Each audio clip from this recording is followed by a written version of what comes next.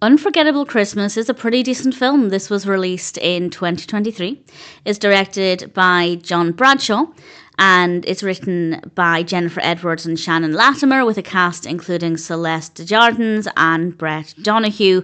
And this is about a character called Colette, Princess Colette, and she'd rather be a designer than being in charge of a country when that time eventually comes.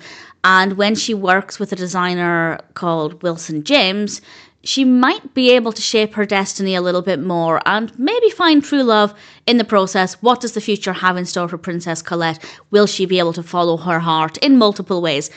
I wasn't really sure where this would go. I feel like there were multiple avenues it could have taken, and I won't say what happens, of course, but I was really happy with everything that unfolded. I think it felt believable enough within the context of the story, and Princess Colette was a perfectly likeable character, which I feel was important with this kind of story. You don't always need to love a protagonist because sometimes the narrative is strong enough. But with this one, it's all about obviously her future and what her destiny has in store for her and whether or not she'll have any say in that.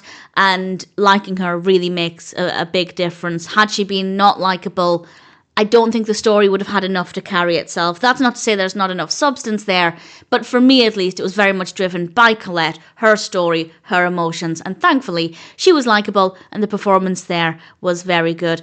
As I said, it does feel more character-driven than narrative-driven. The narrative maybe wasn't 100% engaging, but generally it was a solid experience. They're also working towards this gala. I really enjoyed the process of that, and it's also very Christmassy.